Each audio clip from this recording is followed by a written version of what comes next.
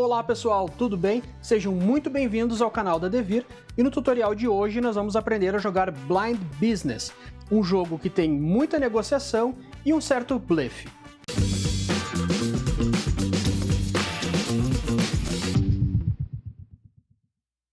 Em Blind Business, os jogadores vão tentar trocar as suas cartas com os outros jogadores para conseguir fazer um golpe certeiro, que são 5 cartas em sequência de mesma cor, ou ao término da partida, quem tiver a maior pontuação será o grande vencedor. Vamos dar uma olhada agora em como funciona o jogo. Então nós devemos embaralhar muito bem as cartas. Agora, de acordo com a página 4 do manual, nós devemos retirar uma quantidade de cartas de acordo com a quantidade de jogadores. Neste exemplo, para 3 jogadores, eu vou retirar 8 cartas. Essas cartas podem voltar para a caixa do jogo. Com as cartas que restaram, nós vamos entregar 4 cartas para cada jogador. As outras cartas vão formar um monte de compras. Além disso, cada jogador vai receber 2 cartas de ajuda, sendo que uma delas vai ter o desenrolar da partida, e no verso, poderes especiais das cores, e na outra, os poderes especiais das cartas. Esses poderes nós vamos ver no final do vídeo, agora vamos focar apenas no jogo básico. Então, cada jogador vai poder olhar a sua mão de cartas. Depois de olhar a sua mão, então o jogador ele deve embaralhar as cartas, e nós vamos segurar as cartas desta forma, olhando para o verso delas, nós não vamos ver o que está na frente. Isso significa que nós vamos ver as cartas dos outros jogadores, mas não vamos ver as nossas cartas. Agora vamos ver como é que funciona a questão das trocas. Então agora na minha vez, eu devo escolher um dos jogadores e apontar uma carta que eu queira trazer para o meu jogo. Esse jogador estaria assim, eu vendo as cartas dele, e eu digo que eu quero esta carta aqui. Aponto para ele, eu digo que eu quero esta carta. O jogador então agora tem 2 opções, ou ele aceita a troca ou ele recusa a troca. Se ele recusar a troca, ele deve imediatamente pegar essa carta e colocar na área de jogo dele. Agora, das 3 cartas restantes, eu escolho qualquer uma. Eu vou querer este 6, por exemplo, e vou colocar na minha área de jogo. Agora, esse jogador que está com 2 cartas deve comprar mais 2 para repor a sua mão. Lembrando que o jogador não deve olhar as cartas que ele acabou de comprar, e fica visível para os demais jogadores. O que também pode ocorrer é eu falar para o jogador que eu quero esta carta aqui, e mostro para ele, quero esta carta. O jogador ele pode então aceitar a troca. O que ele vai fazer é escolher uma carta da minha mão.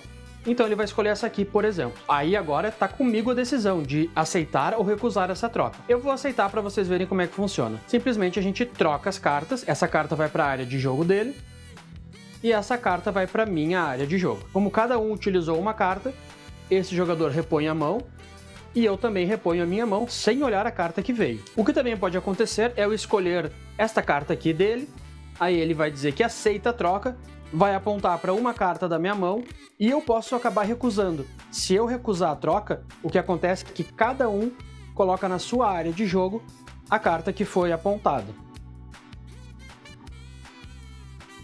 Então, cada jogador repõe a sua mão para 4 cartas, lembrando de nunca ver o conteúdo dela. E assim o jogo se desenrola fazendo essas negociações até que todo este deck termine. Então vamos para a pontuação final. Caso nenhum jogador tenha feito um golpe certeiro, que é ter uma sequência de 5 cartas da mesma cor, quando o jogador comprar a última carta, o jogo então termina imediatamente e vamos para a contagem de pontos. A contagem de pontos é muito simples. Nós vamos contar quantas cartas nós temos e vai multiplicar pelo valor mais alto dela. Então, neste exemplo aqui, eu tenho um 9 e um 7 e 2 cartas. Então, 9 vezes 2, eu tenho aqui 18 pontos. Aqui eu tenho 2 e o 10, 2 cartas, minha carta mais alta é o 10, aqui eu tenho 20 pontos.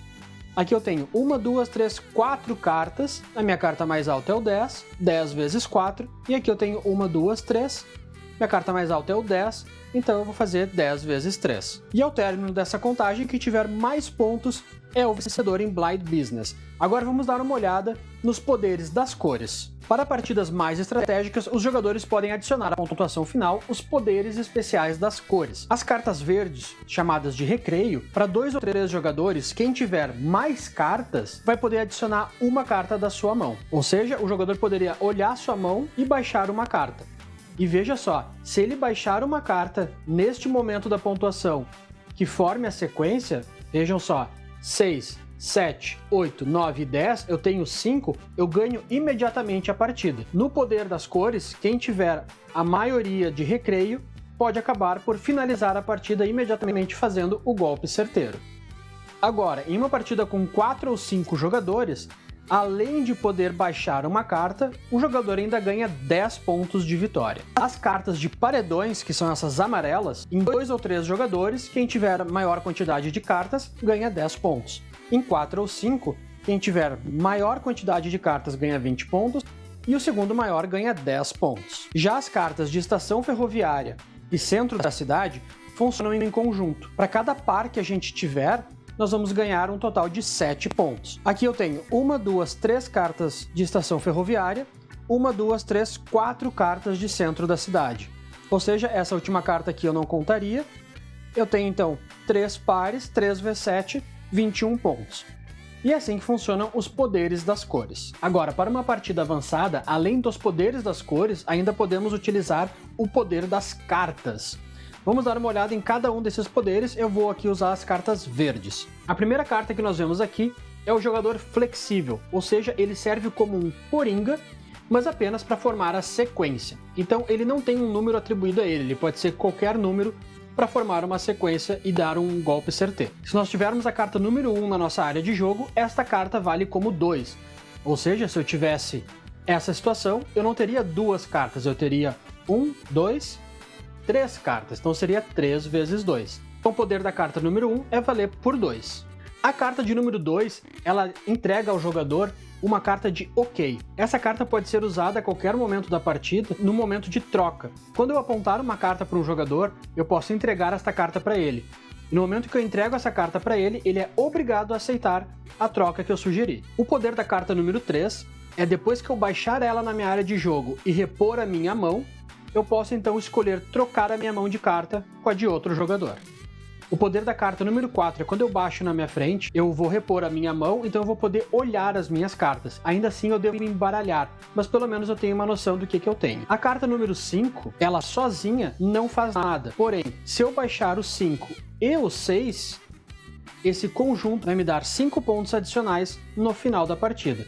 Eu fiz o parzinho. O mesmo vai ocorrer com a carta 7, 8 e 9. Essas cartas aqui são as cartas dos esportistas. Se eles estiverem juntos, então vão me dar 10 pontos de vitória. Por fim, nós temos as cartas 10 e 11.